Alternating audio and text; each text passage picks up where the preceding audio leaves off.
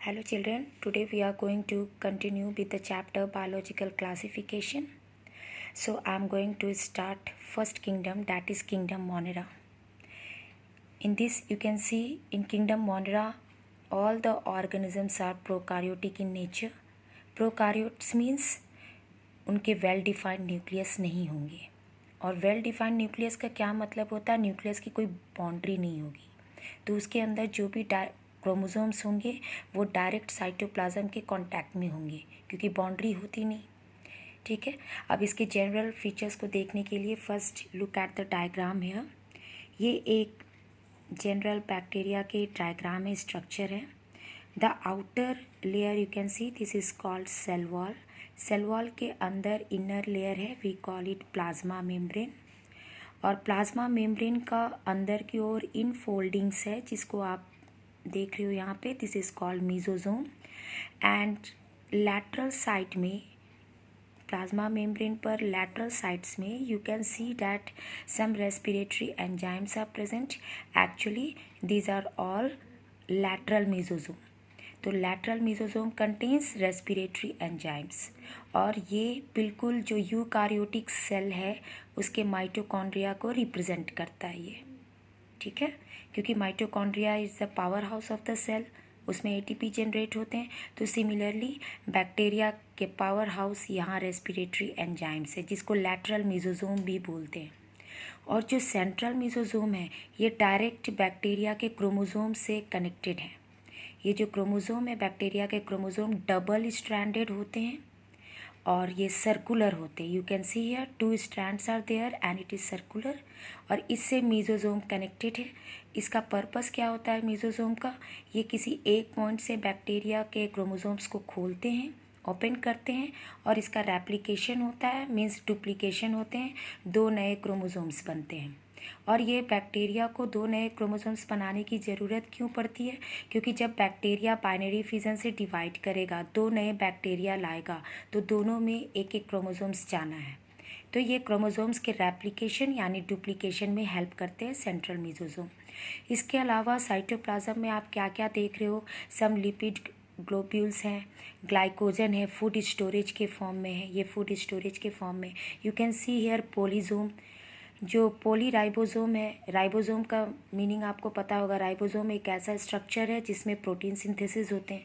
तो अगर ढेर सारे राइबोसोम्स को आप एक साथ कनेक्ट कर देते हो और एक चेन में ये होते हैं, then we call it polyribosome. Poly means many. See you can see the ribosome के 2 सब यूनिट होते हैं, smaller sub unit and larger sub unit. और ये बन गए, यहाँ पे प्रोटीन सिंथेसिस होगा। ठीक है, एंड यू कैन सी है दिस वन इज़ फिम्ब्रे। ये कुछ बैक्टीरिया में प्रेजेंट होते हैं fimbriae for the attachment with another bacteria. ये है पिलाई, सेक्स पिलाई है। अब देखो ये जो बैक्टीरिया है, बैक्टीरिया के अंदर you can C one more extra chromosomal DNA is present. ये तो है ही डीएनए, एक सिंगल डबल स्ट्रैंडेड डीएनए, लेकिन इसके अलावा जो मेन डीएनए के अलावा भी एक एक्स्ट्रा क्रोमोसोमल डीएनए प्रेजेंट होते हैं, जिसको हम लोग प्लास्मिड बोलते हैं, प्लास्मिड। और ये प्लास्मिड जो है, पिलाई के मदद से ये 2 बैक्टीरिया के बीच में कंजुगेटिंग ट्यूब बनेगा, एक रास्ता बनेगा, एक पाथवे बनेगा।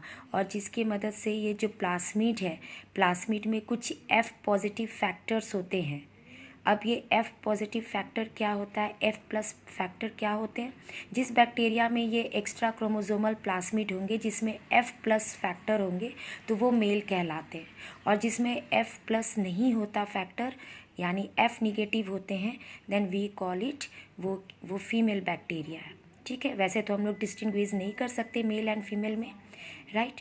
तो ये पिलाई के मदद से क्या करते हैं, ये 2 बैक्टीरिया के बीच में कंजुगेटिंग ट्यूब क्रिएट हो जाते हैं, और जिसकी वजह से F प्लस जो है प्लास्मिड, उसके फैक्टर दूसरे बैक्टीरिया में चले जाते हैं और वो भी मेल बन जाते हैं। तो इसके रोल आप देखोगे आगे। Now we have already discuss, these are flagellum, you can see flagellum are also present. So यहाँ पर अब बैक्टीरिया के जो सेल वॉल है, it is made up of peptidoglycan. Peptidoglycan किसकी कॉम्पोजिशन है? Amino acid plus sugar, right.